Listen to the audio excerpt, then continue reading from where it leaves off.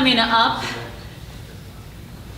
is Thom the World Poet, who is wearing his sunshine bright t-shirt, and I assume his musicians will accompany. Yes. Today's paper starts with a lie. Poetry tames the dark. It makes you unafraid to suffer, to age, or to die. So saith Lydia Armendariz. For those of you who were at Expressions the first Saturday in May, the Austin American real statesman came along, videoed her 20-minute performance of poetry from her heart and her life.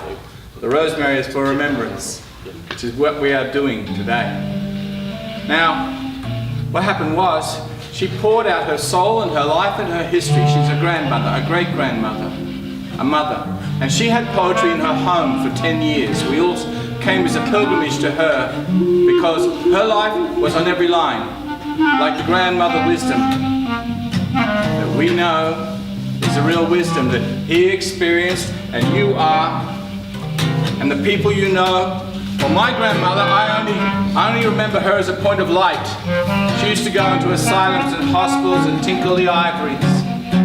She'd go to places no one wants to go, because isn't that the place to go? Every grandmother knows. Don't mess with the point of origins.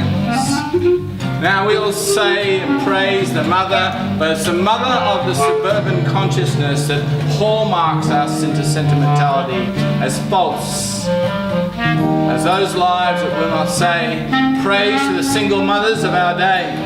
Praise to those who must let life go. Abortions, I've paid for them, so that those who would be free won't be a slave to life. I met this woman at the airport in Manila. Her name was Esther Filipina. She said, come with me. And I said, no, I cannot take this culture, so I'm going home. She said, no, no, no. Later on, she contacted and said, please send me money. I'm pregnant by this tourist. I sent her money. She's still alive, there is no lie. 16-year-old Christine went through the brothels of Bangkok, came back alive and well, with stories to tell. The poetry was her life. She's a mother now, and grand. My best friend, she loved women. I love women too. She'd pass them on to me after she went through them. Her poetry was the truth of her choices. I speak for the dark moon, the one that does not toe the line, the disobedient mistress, the shadow lady of our time. I speak to those who walk their own path, who don't want to be necessarily slaves to motherhood, but who want to be their own free will, their own choice. My own mother now, she says, you're big enough and ugly enough to look after yourselves. I brought you up that way. And we're no slave to her. We love her from a distance, but always she is her own experience.